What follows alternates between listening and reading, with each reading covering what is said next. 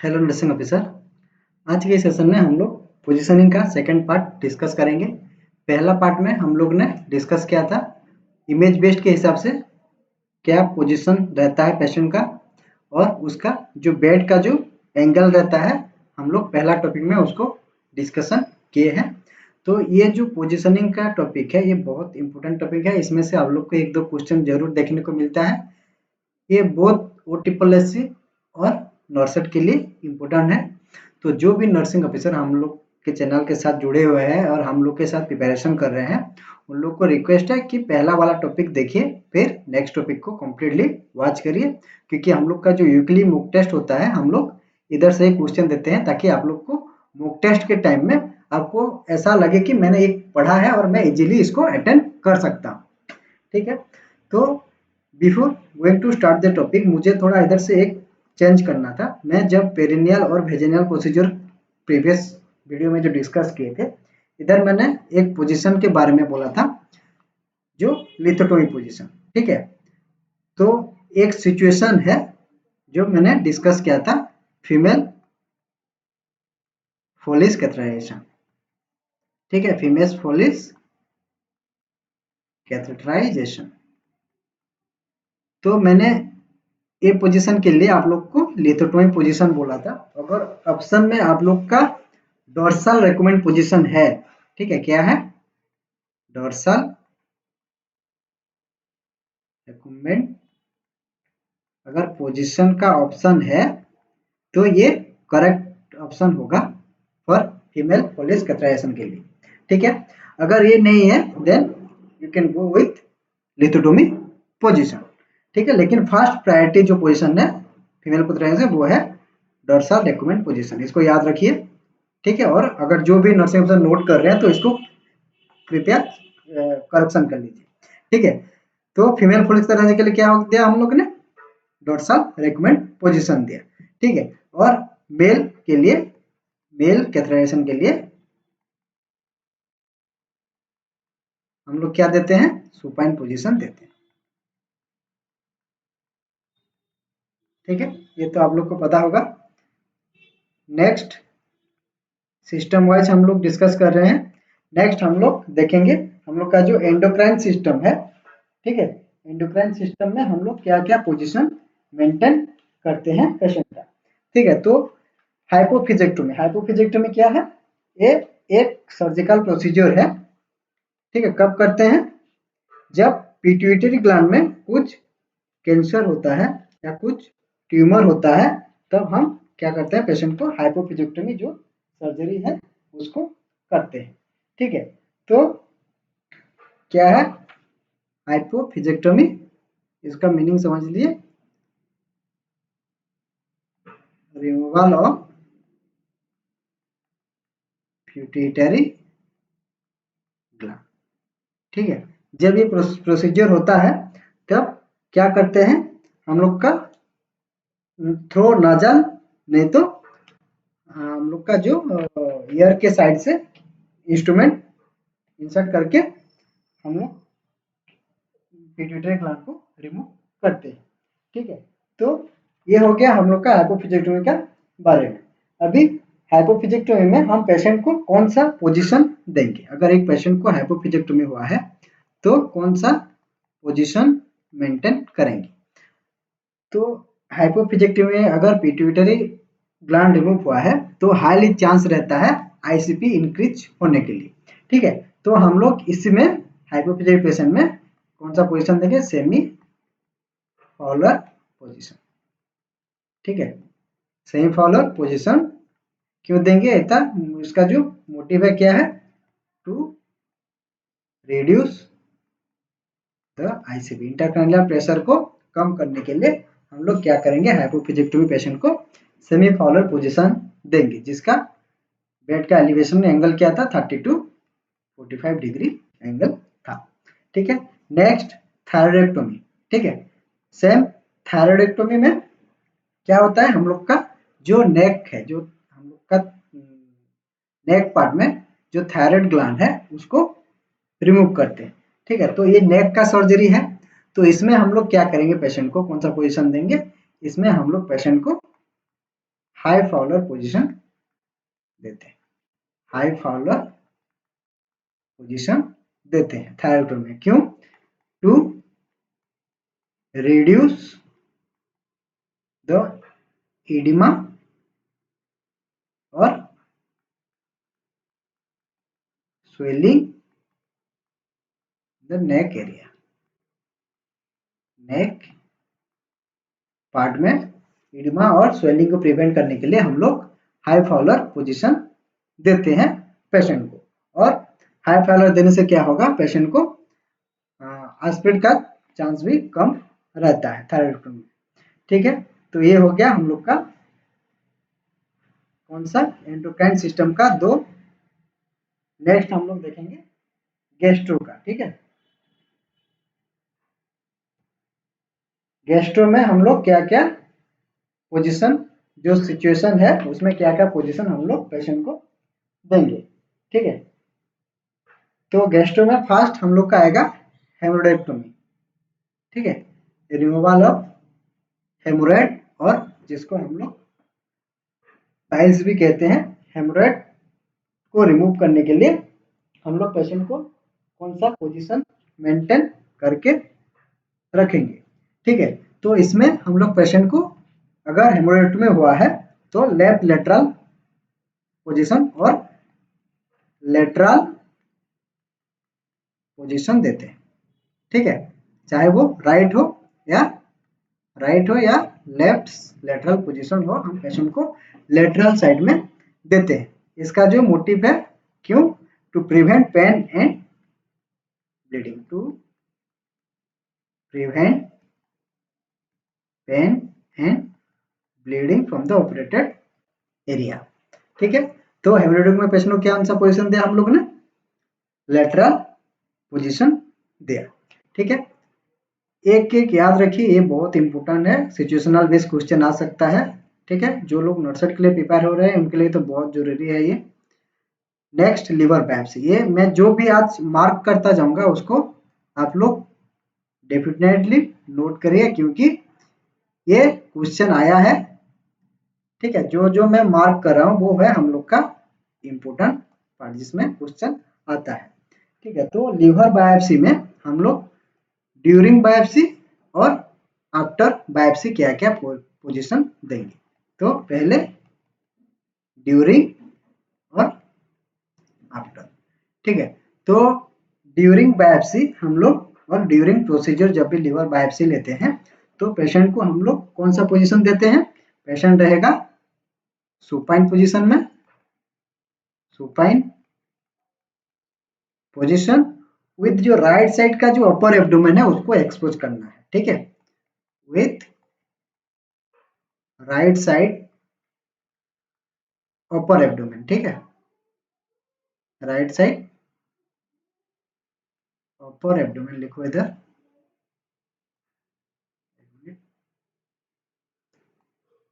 Right side upper abdomen क्या करना है? एक्सपोज करना है। एक्सपोज मतलब पेशेंट को राइट साइड का जो एब्डोमेन है उसको ऑन रेस्ट करके रखना है, क्योंकि राइट साइड में हम लोग का अपर एब्डोमेन लिवर का लोकेशन है। ठीक है, तो उधर नीडल क्या करते हैं? इंसर्ट करके बायोप्सी लेते हैं। तो ड्यूरिंग जो प्रोसीजर है, ड्यूरिंग लिवर बायोप्सी आपको पेशेंट को ये मेंटेन करना है सुपाइन पोजीशन में और राइट साइड अपर एब्डोमेन को एक्सपोज करना है। आफ्टर बायोप्सी, बायोप्सी मतलब लेना अगर हो गया है, ठीक है, तो पेशेंट को हम लोग कौन सा पोजीशन देंगे? राइट लेटरल पोजीशन देंगे। ठीक है, राइट लेटरल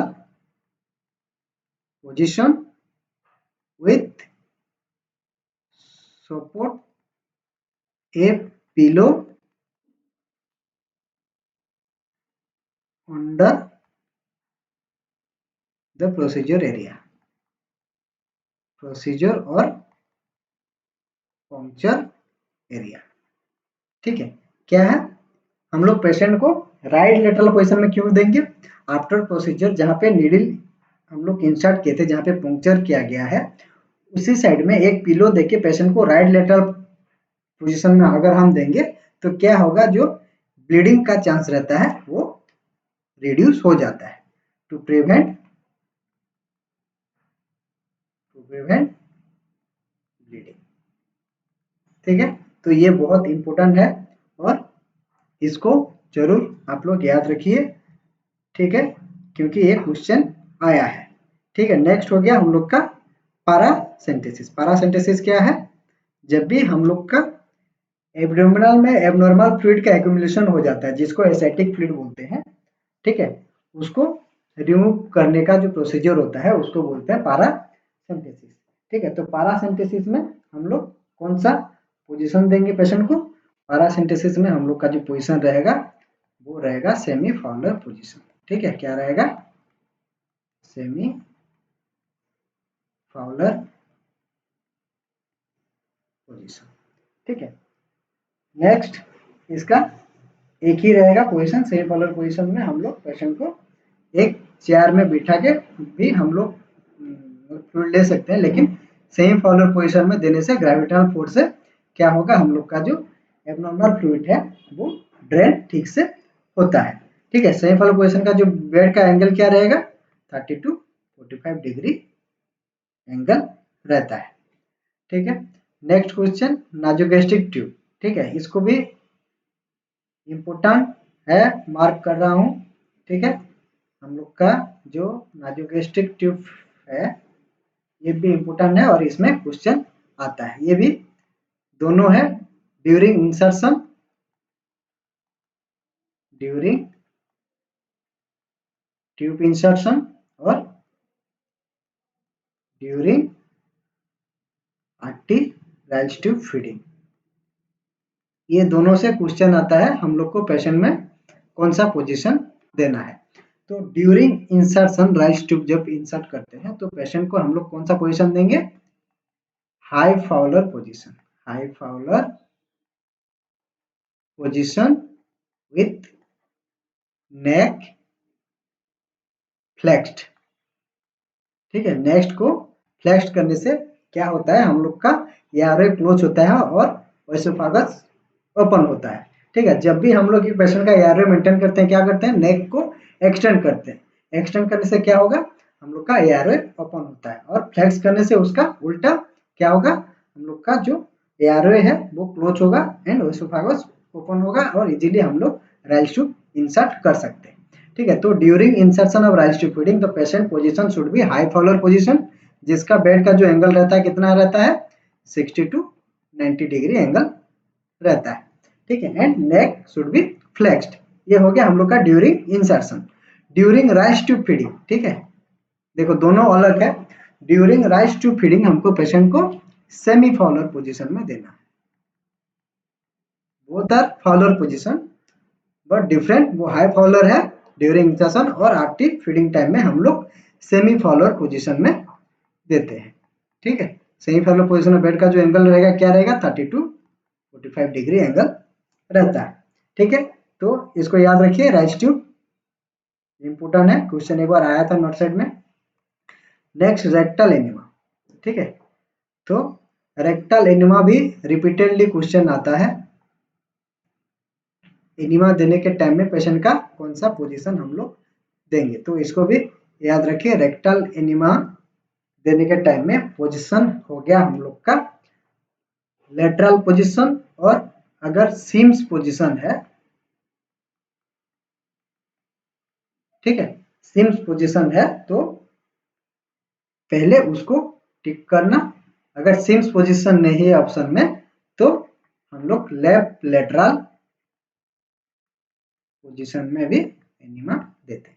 ठीक है, तो first priority Sims lateral position, नहीं तो लेफ्ट लेटरल पोजीशन, ये दोनों को याद रखिए। अगर सिम्स लेटरल पोजीशन नहीं आया है ऑप्शन में, अगर लेफ्ट लेटरल है तो लेफ्ट लेटरल को आपको सही करके आना है। ठीक है, ड्यूरिंग रेक्टल एनिमा इंसर्शन के टाइम में, एडिफिकेशन के टाइम में हम लोग ये पोजीशन मेंटेन करते हैं। ठीक है, नेक्स्ट हो गया हम लोग का जे खत्म हो गया। अभी आ गया रेस्पिरेटरी सिस्टम में कौन कौन सा इंपोर्टेंट सिचुएशन है जिसमें हम लोग रिपीटेडली आता है और पेशेंट का क्या पोजीशन हम लोग को मेंटेन करना है। तो इधर देखो क्या है, एक सीओपीडी पेशेंट है। ठीक है, सीओपीडी पेशेंट को हम लोग कौन सा पोजीशन देंगे। तो सीओपीडी पेशेंट में क्या होता है, हम लोग का जो एआरए होता है वो बहुत नैरो हो जाता है, कॉन्स्ट्रिक्ट हो जाता है। ऑब्स्ट्रक्शन जिसको बोलते हैं, सीओपीडी का फुल फॉर्म क्या है, chronic obstructive पुल्मोनरी disease.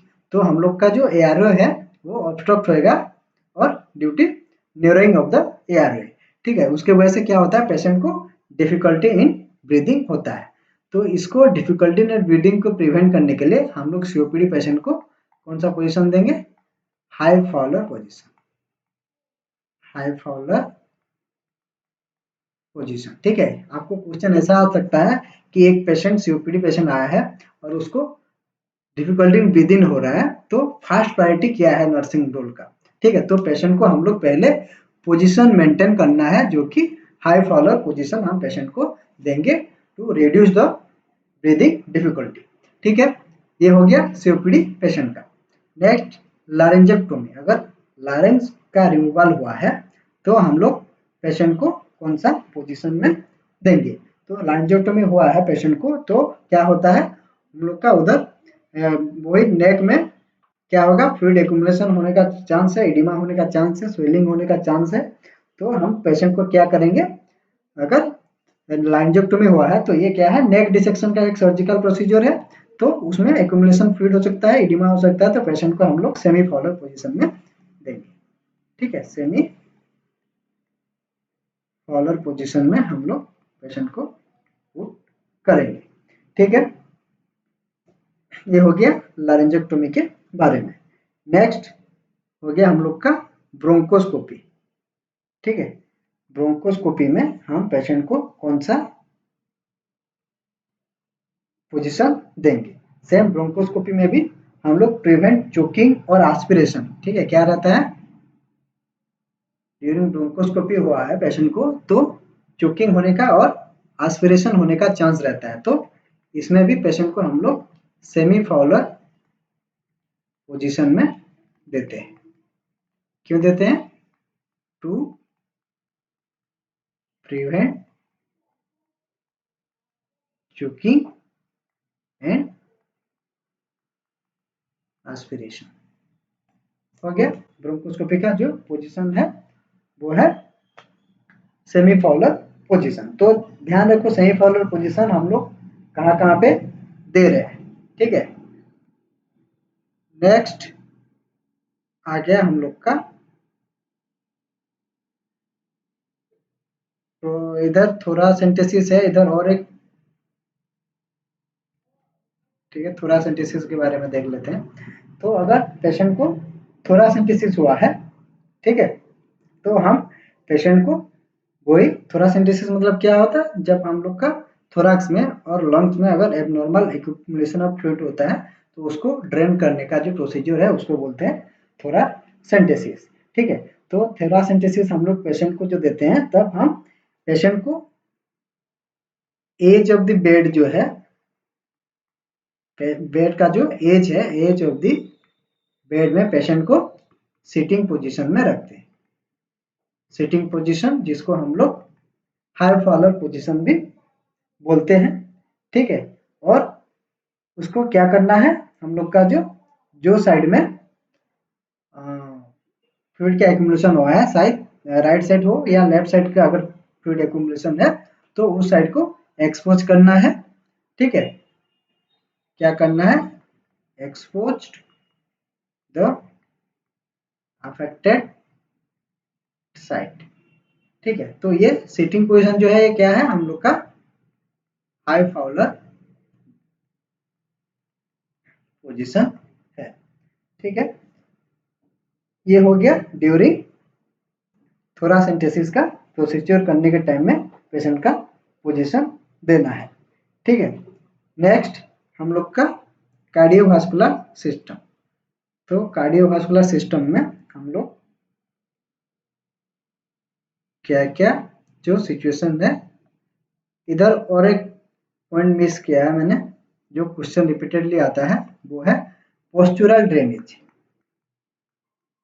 Postural drainage, तो ये एक बार क्वेश्चन आया था। तो पोस्चुरल ड्रेनेज के लिए हम लोग पेशेंट को कौन सा पोजीशन देते हैं। पोस्चुरल ड्रेनेज मतलब लंग्स में अगर किसी फ्लूइड का या कुछ स्पुटम या कप का एक्यूमुलेशन हो जाना को बोलते हैं। उसी कंडीशन को हम लोग पोस्चुरल ड्रेनेज में देते हैं। तो वो जो लंग्स का जो फ्लूइड है वो बाहर आ जाए, कि लंग्स का जो भी सिक्रेशन है उसको ड्रेन करने के लिए एक पोजीशन मेंटेन करते हैं, जो कि हम लोग का क्या है, ट्रेंडेलिनबर्ग पोजीशन। हम लोग फोटो देखा था, ठीक है, ट्रेंडेलिनबर्ग पोजीशन, ठीक है, हम लोग ट्रेंडेलिनबर्ग और रिवर्स ट्रेंडेलिनबर्ग पोजीशन देखा था।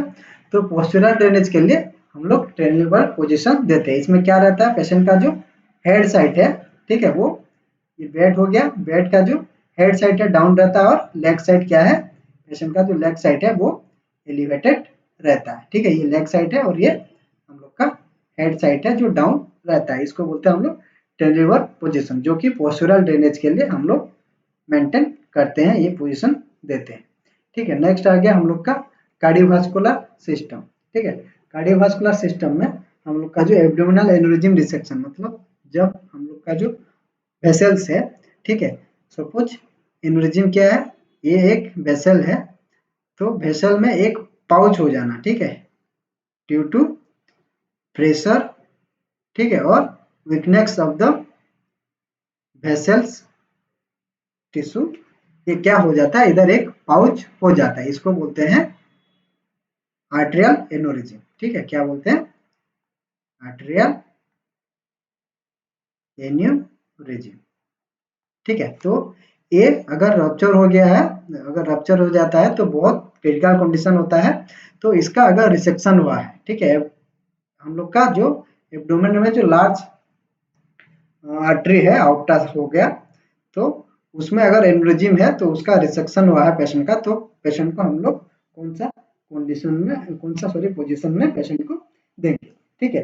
तो एब्डोमिनल रिसेक्शन एन्यूरिज्म पेशेंट को हम लोग कौन सा पोजीशन देते हैं, हाई फाउलर पोजीशन में पुट करते हैं, ठीक है, कौन सा पोजीशन, हाई फाउलर पोजीशन, ठीक है, sorry Fowler position, semi Fowler रहेगा, इसको करेक्शन कर लीजिए,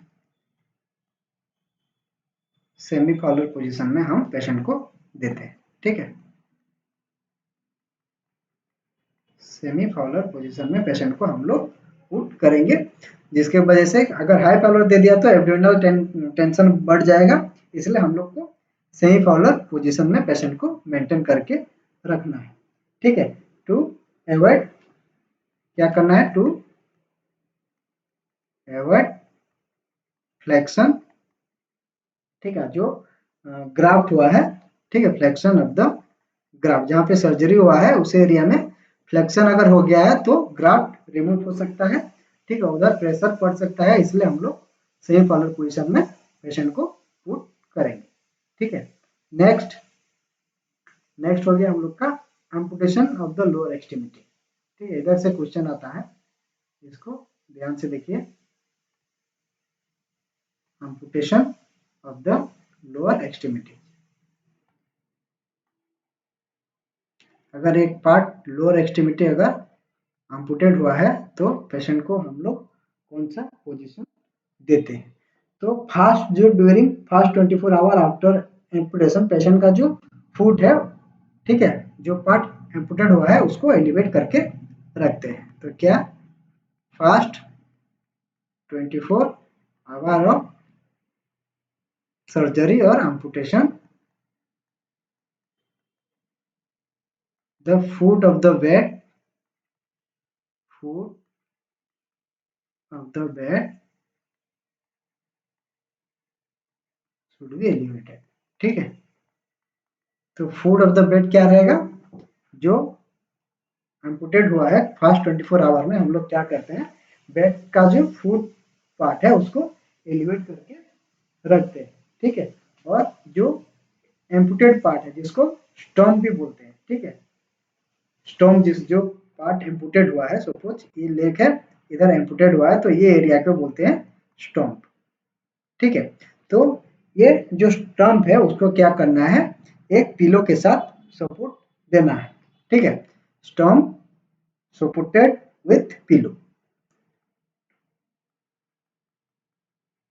सपोर्टेड पिलो। देखो क्वेश्चन इधर से क्या बन सकता है, अगर बेड को एलिवेट करना है, लेग ऑफ द बेड को आप लोग को एलिवेट करना है, लेकिन जो स्टॉम पार्ट है उसको जस्ट एक पिलो के साथ सपोर्ट करना है, स्टॉम को एलिवेट नहीं करना है। इसको storm should not be elevated, storm को एलिवेट नहीं करना है। अगर एलिवेट कर दिया तो क्या होगा, उधर से हम लोग का कॉन्ट्रैक्चर होने का चांस रहता है। जब फ्लेक्स होगा, फ्लेक्शन अगर हो जाएगा, उधर हम लोग अगर एलिवेट किया तो फ्लेक्शन होगा, और फ्लेक्शन होने से क्या हो सकता है, कॉन्ट्रैक्चर हो सकता है। ठीक है, तो हम लोग स्टॉम को एलिवेट नहीं करेंगे। Head of the bed, sorry, हम लोग का जो फुट एरिया है बेड का, उसको एलिवेट करना है, और स्टॉम को एक पिलो के साथ जस्ट सपोर्ट देना है, और उसको एलिवेट नहीं करना है, to prevent flexion and reduce contracture. ठीक है, ये हो गया एम्पुटेशन ऑफ लोअर एक्सट्रीमिटीज का जो कंफर्ट पोजीशन है, पेशेंट को हम लोग ये मेंटेन करके रखेंगे।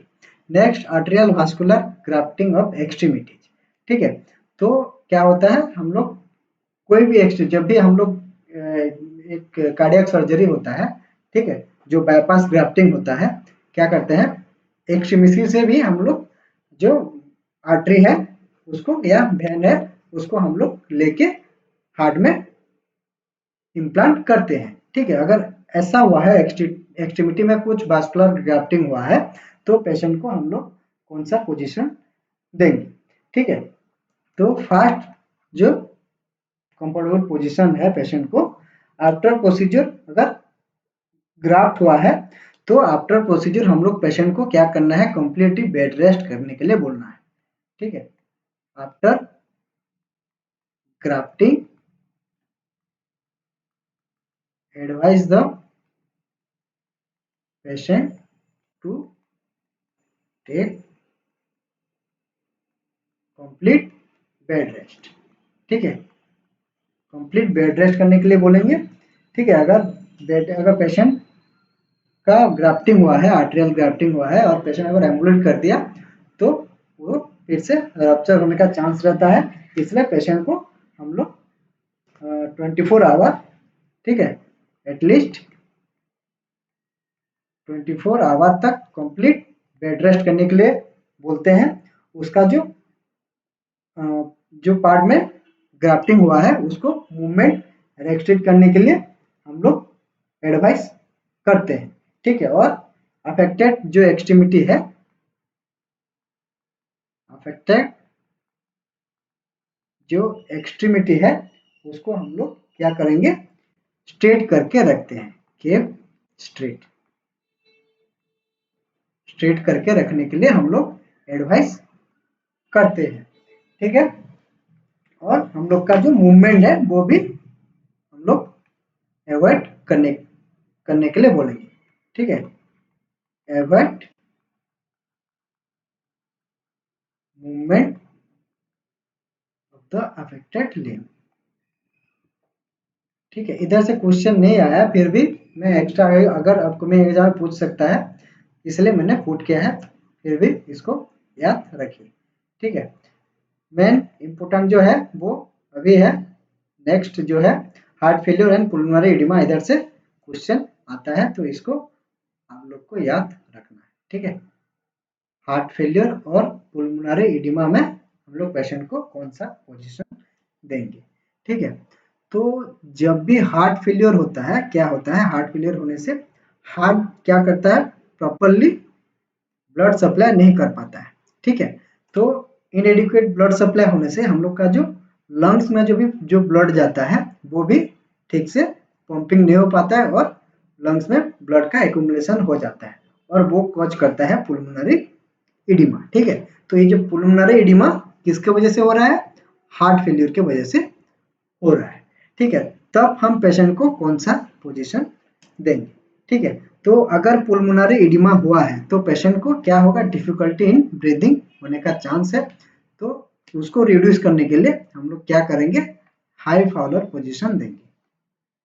हाई फाउलर पोजीशन में पेशेंट को पुट करते हैं। उसके साथ साथ क्या हो रहा है, हम लोग का हार्ट फेलियर हुआ है, ठीक है, तो हम लोग को जितना कम वेनस रिटर्न हो सके उतना अच्छा है पेशेंट के लिए, ठीक है। इसलिए वेनस रिटर्न को कम करने के लिए क्या करेंगे, हम लोग जो लेग है पेशेंट का उसको भी थोड़ा एलिवेटेड और फ्लेक्स करके रखेंगे, ठीक है। क्या करेंगे, लेग को फ्लेक्शन करके रखेंगे, बोथ लेग और फ्लेक्स करने से क्या होगा, जो वेनस रिटर्न है वो कम हो जाएगा, ठीक है। तो इसको जो हाई फॉलोअर पोजीशन और लेग को फ्लेक्स करना है पुल्मोनरी इडिमा में और हार्ट फेलियर पेशेंट में, ठीक है। ये हो गया, ये इंपॉर्टेंट है, इसको याद रखिए क्योंकि ये रिपीटेडली क्वेश्चन आता है, ठीक है। तो नेक्स्ट डीप वेन थ्रोम्बोसिस, इधर से भी क्वेश्चन आता है, डीप वेन थ्रोम्बोसिस में पेशेंट को कौन सा पोजीशन देना है, ठीक है। कौन सा है, डीप वेन थ्रोम्बोसिस।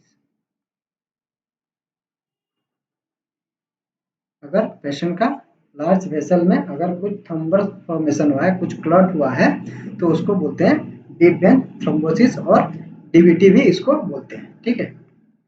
डीवीटी भी इसको बोलते हैं। अगर किसी पेशेंट को डीवीटी है तो हम लोग क्या है, डीवीटी मैकेनिकल डीवीटी यूज करते हैं।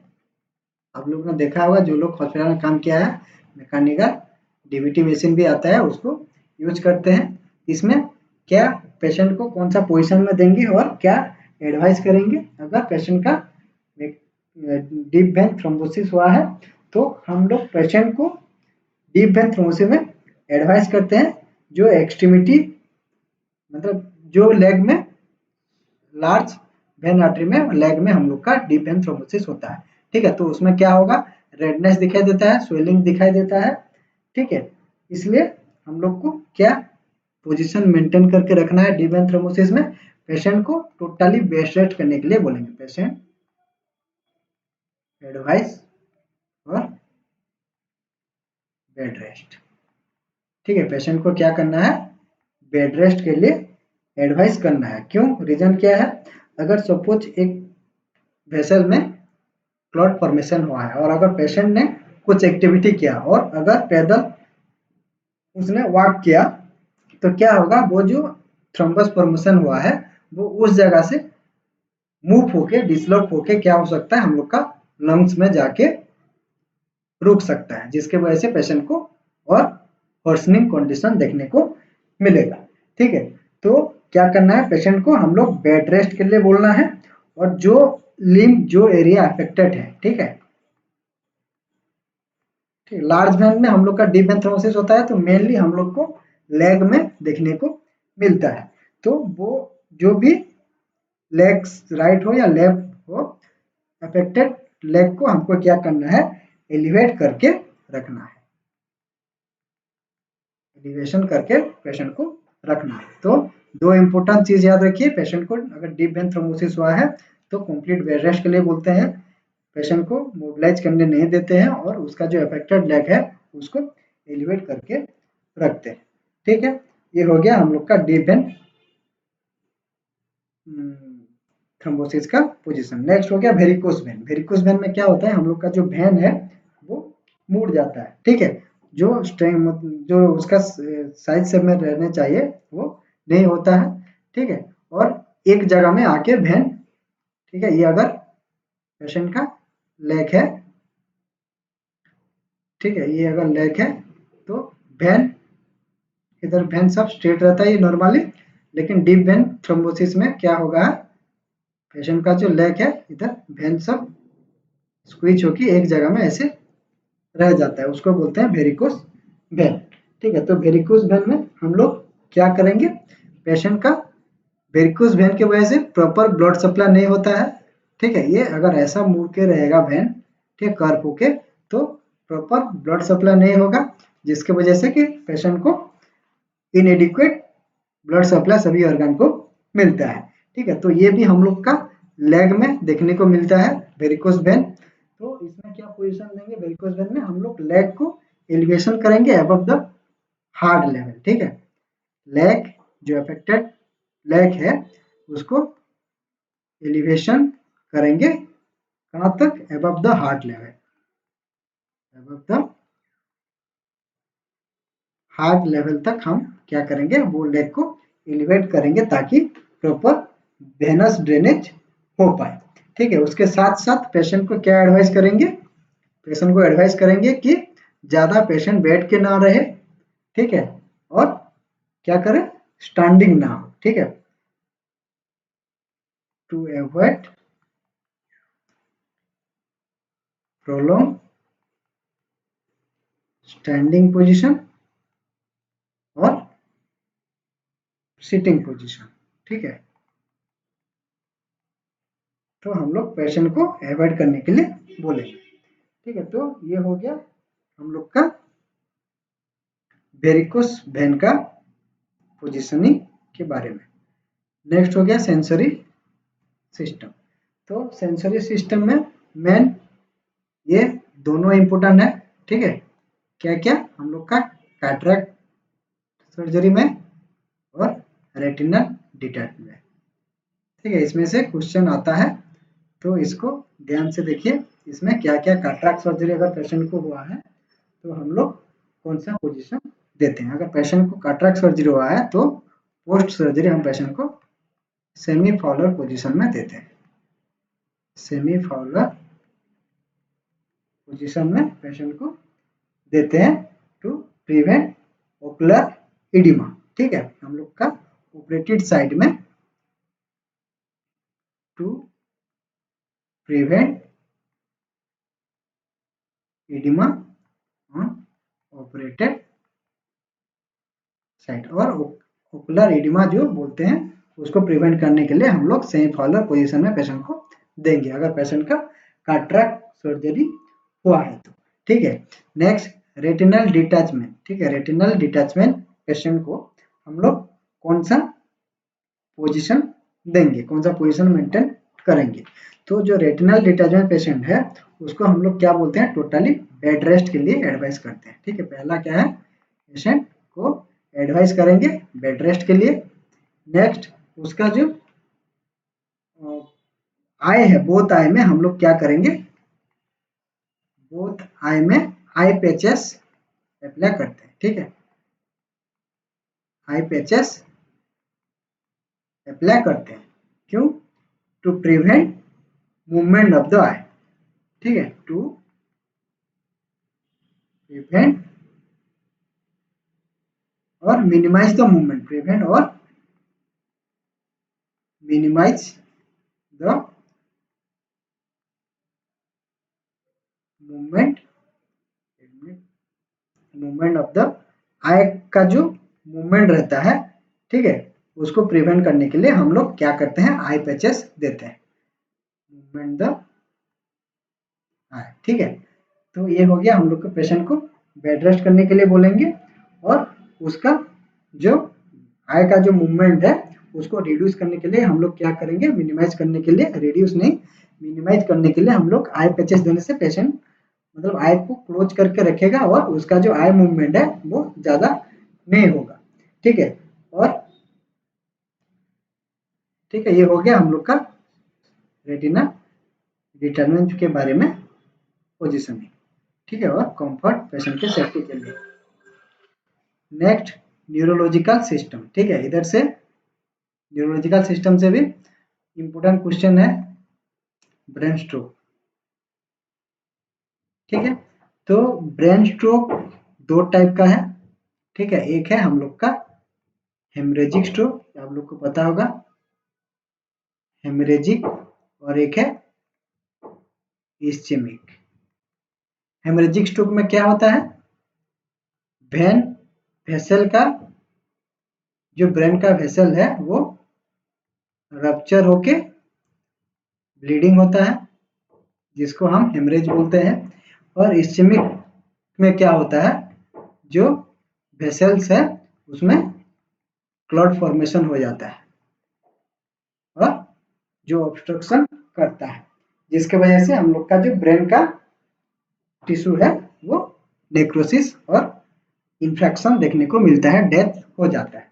तो देखो हेमोरेजिक शक में क्या होगा, ब्लीडिंग हो रहा है मतलब हम लोग का आईसीपी इंक्रीज होने का चांस रहता है, ठीक है, क्योंकि ब्लीडिंग हो रहा है, ब्रेन में एक फ्लूइड का एक्यूमुलेशन हो रहा है, तब क्या होगा, इंट्राक्रैनियल प्रेशर बढ़ने का चांस रहता है।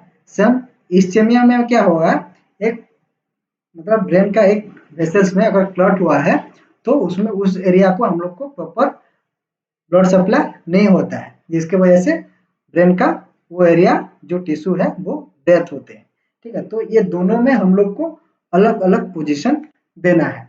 वो क्या है, देखो इधर इम्पोर्टेंट है ये। तो हेमरेजिक अगर है तो हेमरेजिक स्ट्रोक है तो पेशेंट को हम लोग सेमी फॉलोर पोजीशन में पुट करना है, सेमी फॉलोर पोजीशन में, टू प्रिवेंट इंट्राक्रैनियल प्रेशर, ठीक है, हो गया। नेक्स्ट अगर इस्चेमिक स्ट्रोक है,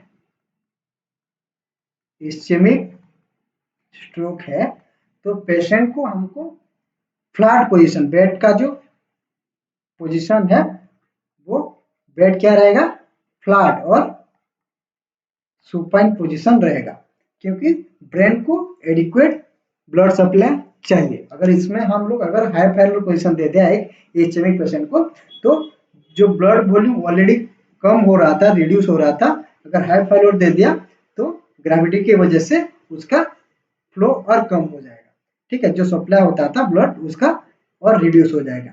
तो इसीलिए इस्चेमिक स्ट्रोक पेशेंट को हम लोग उसका जो हेड ऑफ द बेड है उसको फ्लैट करके रखते हैं, उसके साथ साथ क्या करना है, हम लोग का जो हेड है उसको न्यूट्रल करके रखते हैं, न्यूट्रल करके रखते हैं, ठीक है। तो ये हो गया देखो ब्रेन स्ट्रोक का दो इम्पोर्टेंट है और इसको आप लोग को जरूर याद रखना चाहिए, ठीक है, ठीक है। ये हो गया, हेड को न्यूट्रल करने से क्या होगा, पोस्चरल ड्रेनेज ब्रेन में और वेनस रिटर्न भी ठीक से होगा। नेक्स्ट क्रैनियोटोमी, ठीक है। तो क्रैनियोटोमी में एक सर्जिकल प्रोसीजर है, ठीक है। तो इसमें हम लोग पेशेंट को क्या करते हैं, सेमी फॉलोर पोजीशन में पेशेंट को पुट करते हैं to prevent intracranial pressure, reduce करने के लिए हम लोग पेशेंट को सेमी फॉलोर पोजीशन में देते हैं, ठीक, क्रैनियोटोमी पेशेंट को सेमी फॉलोर पोजीशन में देते हैं, ठीक है। नेक्स्ट हो गया हम लोग का लुम्बर पंक्चर, ये इसमें से क्वेश्चन आता है, इसको ध्यान से देखिए, क्वेश्चन इधर से बनता है कि पेशेंट को लुम्बर पंक्चर के टाइम में कौन सा पोजीशन देते हैं। तो ड्यूरिंग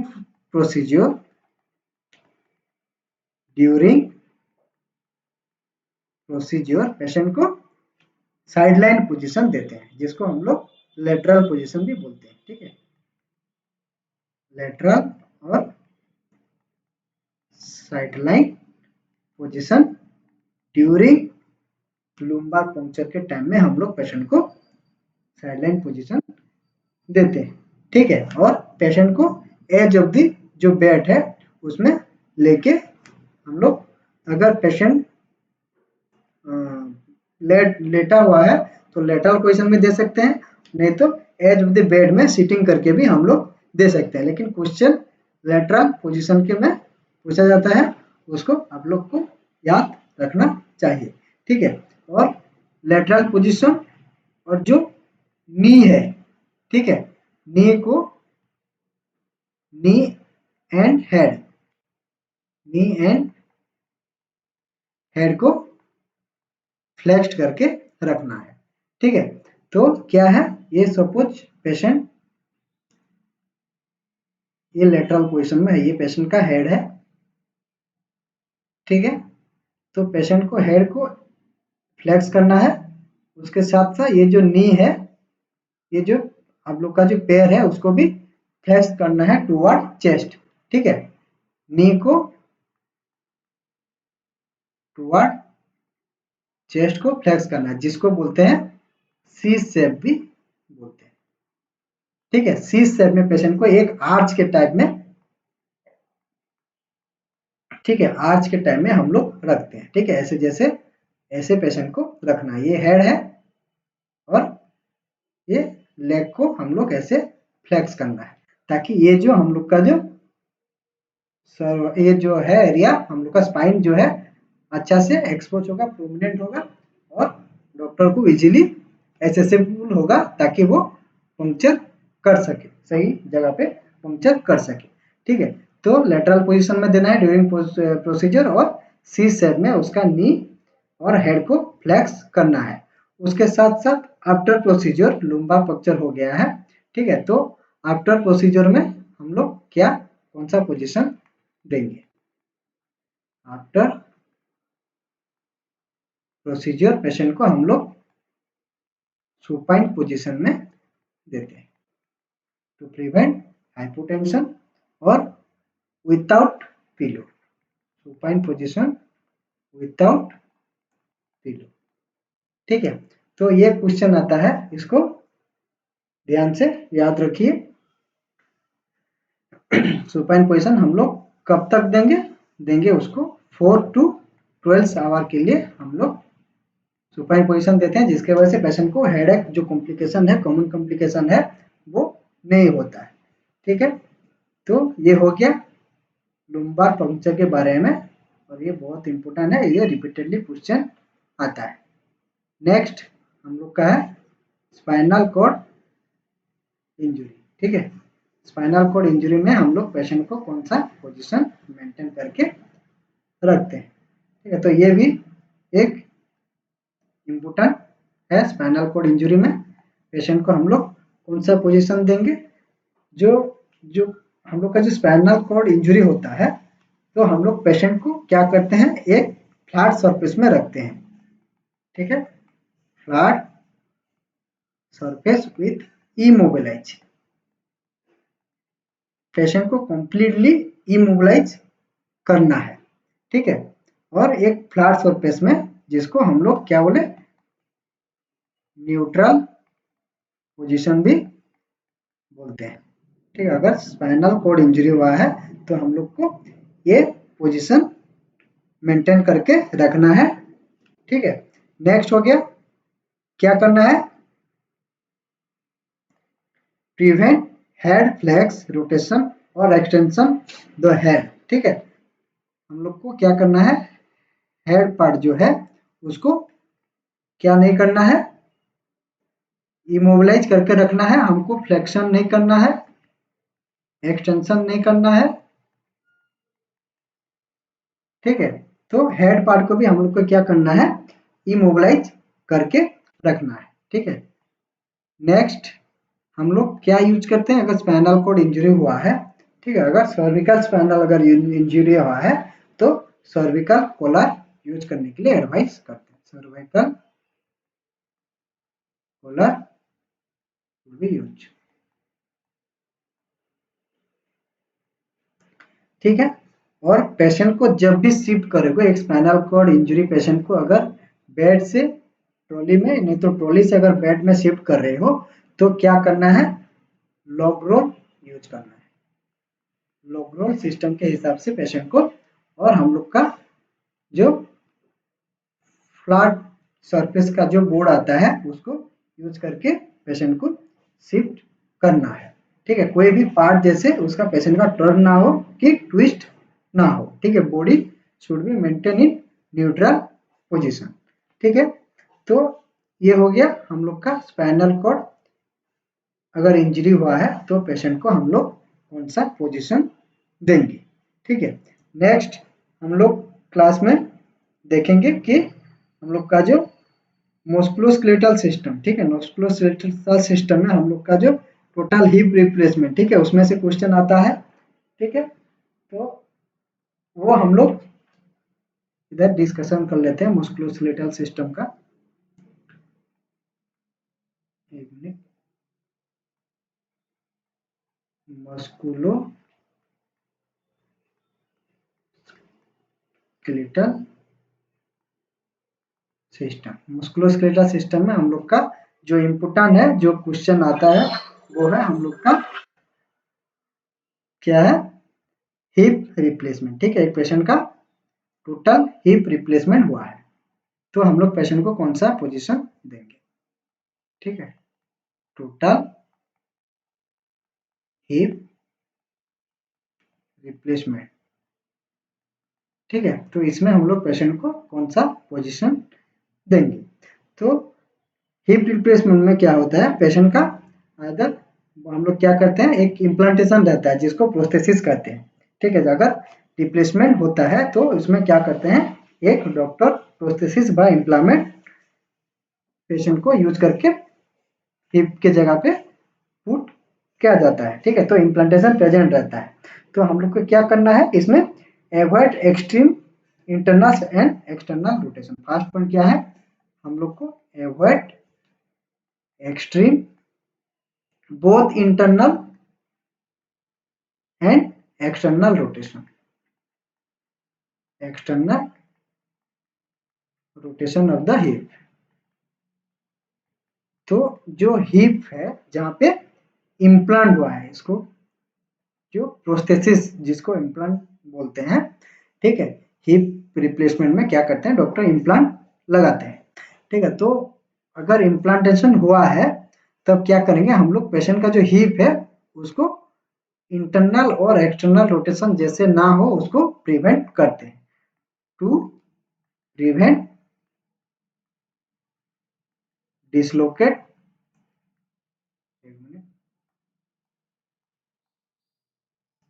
डिसलोकेट द प्रोस्थेसिस। ठीक है, क्या होता है,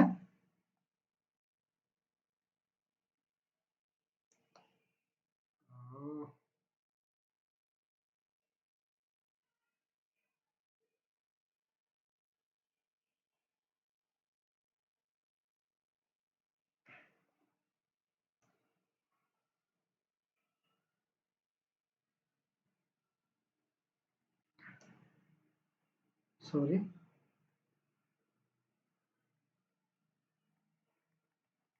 dislocate, to prevent dislocate the prosthesis। ठीक है, तो प्रोस्थेसिस को डिसलोकेट करने, अगर उसको प्रिवेंट करने के लिए हम लोग क्या करेंगे, अवॉइड करेंगे एक्सटर्नल और इंटरनल रोटेशन ना होने के लिए।